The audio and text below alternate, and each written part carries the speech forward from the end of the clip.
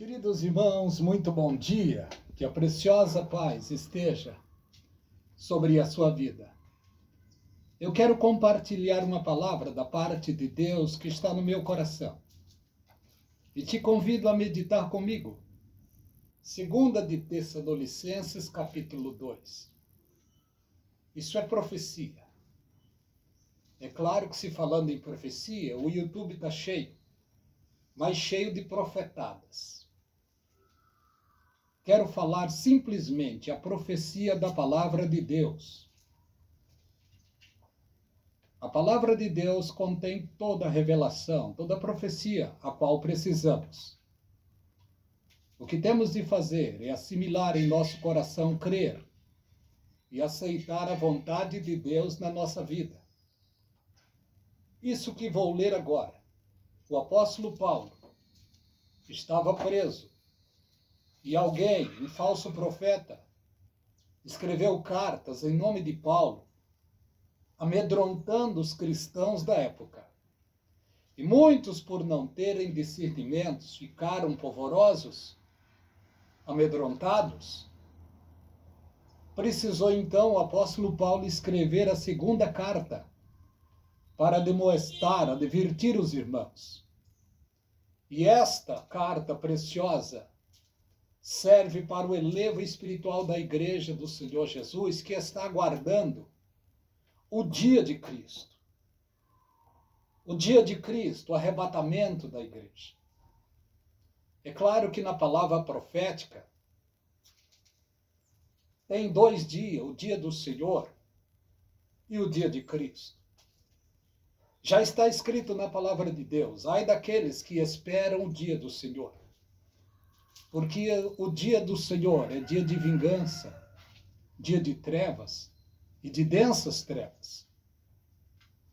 E quando a Bíblia fala dia do Senhor, está falando exatamente de 7 anos da tribulação, da grande tribulação. Esses 7 anos é exclusivamente para o povo judeu. E para o mundo todo, não é para a igreja. Porque está escrito no livro de Romanos, capítulo 8. Nenhuma condenação há para aqueles que estão em Cristo Jesus. Porque não andam segundo a carne, mas segundo o Espírito. Paulo disse, porque a lei do Espírito de vida em Cristo nos libertou da lei do pecado e da morte. Nós somos livres, por graça, por misericórdia de Deus a nosso favor. O que fizemos para isso? Simplesmente um dia acreditamos na palavra pregada, aceitando a Jesus Cristo pela fé, cumprindo então o livro de Romanos 10, 9 e 10, a saber, se com a tua boca confessar e em teu coração acreditar que Deus ergueu Jesus dos mortos, será salvo. Porque com o coração que se acredite, com a boca que se confessa. Fizemos isto. O Espírito Santo trabalhou para que pudéssemos fazer isso. E no momento em que nós aceitemos a Jesus Cristo, bênçãos, imensuráveis bênçãos, veio a nosso favor. Fomos perdoados, fomos justificados, nos tornemos filhos de Deus, porque a Bíblia diz que Jesus Cristo veio para os que eram seus, mas os seus não receberam. Mas todos, quantos o receberam, Deus deu-lhes o direito de serem chamados filhos. Hoje, os filhos de Deus estão sobre toda a face da terra. Graças a Deus. E a demonstração do Senhor Jesus aos judeus foi esta: acautelai-vos para que ninguém vos engane. A demonstração do apóstolo Pedro aos crentes foi esta: irmãos, houve entre vós falsos profetas, como também haverá homens que introduzirão encobertamente engano, heresia no meio de vocês. Paulo também chegou a dizer, está escrito, irmãos, a minha preocupação, eu temo que depois da minha partida entrará no meio de vós lobos que não perdoarão o rebanho. E por falar em lobos, no nosso tempo, está assim, de lobos, está assim. O que precisamos é ter discernimento para discernir o certo do errado no nosso meio. Estão vendendo a mensagem, estão cobrando preços exorbitantes para pregar a palavra de Deus. Estão cobrando valores altos para cantar louvores. Aonde está o versículo que diz, o que de graça recebei, de graça dai? Quero meditar uma coisa com os meus irmãos. Olha o que o apóstolo Paulo deixou para nós. 2 de Tessalonicenses, capítulo 2, do verso 1 a seguir. Ora, irmãos, rogamo-vos pela vinda de nosso Senhor Jesus Cristo e pela nossa reunião com Ele.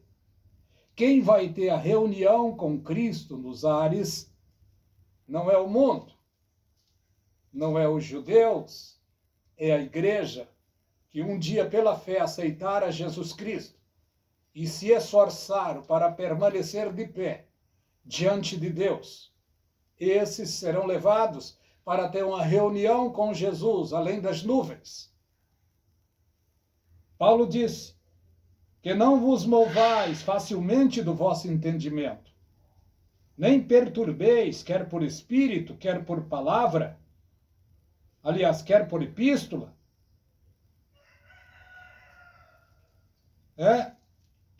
não vos perturbeis, quer por espírito, quer por palavra, quer por epístola, como de nós, apóstolos, como se o dia de Cristo já estivesse perto. Ele estava falando do arrebatamento. Ninguém de maneira nenhuma vos engane. O engano cresceu, e cresceu muito. Parece até que tem mais pessoas enganadas no nosso meio do que aqueles que são verdadeiros. É o que eu penso. Porque o engano está aí. É revelações, é profetadas. Mas a revelação completa está aqui. Aqui está a revelação completa de Deus. Não precisamos de mais nada para basear a nossa fé, a não ser na palavra de Deus. É claro que Deus usa os seus servos. Deus usa os seus vasos nos dias em que estamos. Mas temos de garimpar. Quanto às coisas espirituais que vemos na internet, temos de garimpar para saber se é de Deus ou não. Mas olha o que o apóstolo Paulo diz. Ninguém de maneira nenhuma vos engane, porque não será assim, sem que antes venha a apostasia. Aqui está uma palavra onde muitos não entendem. Como diz o pastor Napoleão Falcão, que a palavra de Deus, ela vem a nós de três maneiras: pesquisada, herdada e revelada. Muitos têm pesquisado sobre esta palavra apostasia. Pelo que conhecemos, apostasia é afastamento da fé. Mas esta palavra aqui, apostasia, quer dizer outra coisa totalmente diferente. É afastamento de um povo. O povo especial, zeloso e de boas obras serão afastados da terra pelo Espírito Santo para ter um encontro com Jesus nos ares. Depois do arrebatamento da igreja, talvez semanas, meses, aí vai ser apresentado o homem do pecado iníquo, a besta. Porque o mundo ficará em um caos tremendo. e surgirá no mundo todo lamentações, se aplacará no mundo inteiro a crise transcendental em toda a Terra. Os seres humanos ficarão perturbados.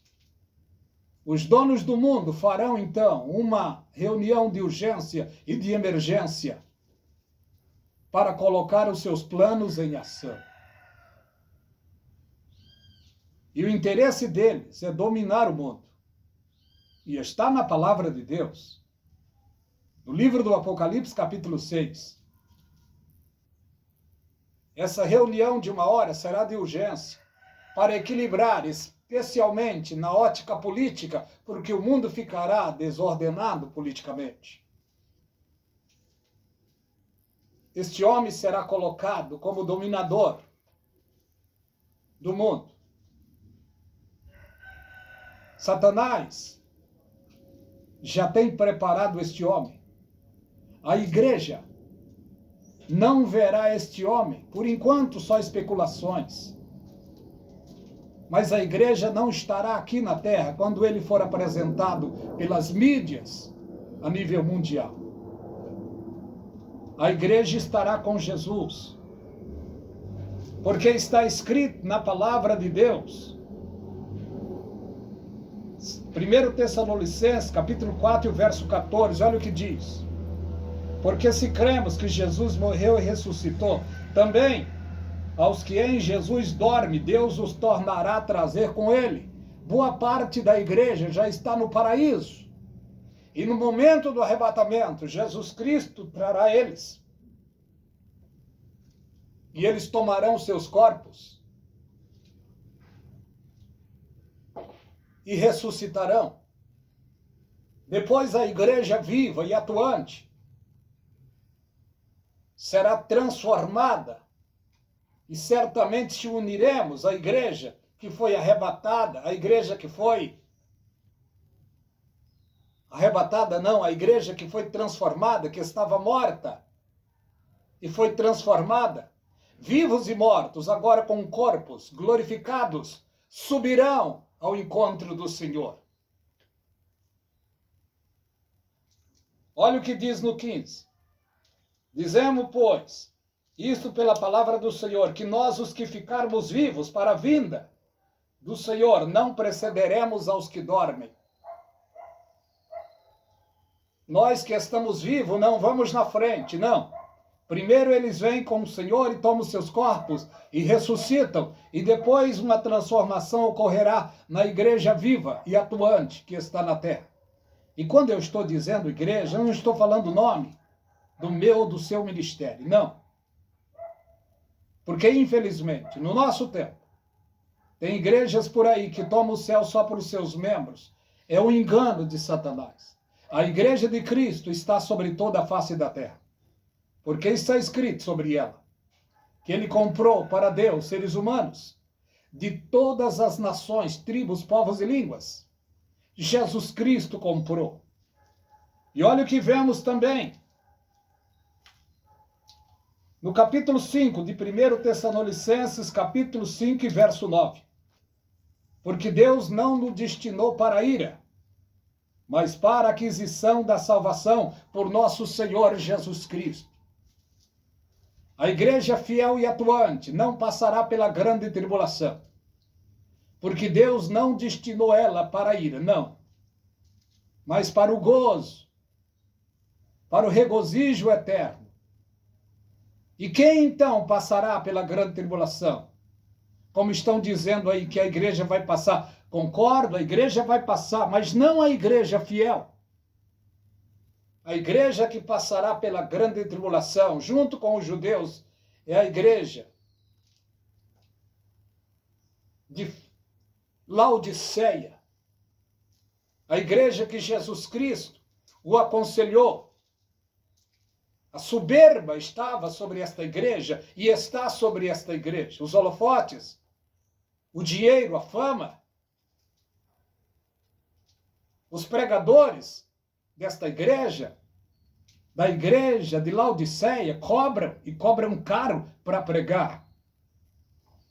Os cantores desta igreja de Laodiceia cobra caro para cantar. É o que nós estamos vendo aí. De graça recebei, de graça dai. Prego o evangelho há praticamente 30 anos. Nunca cobrei para pregar.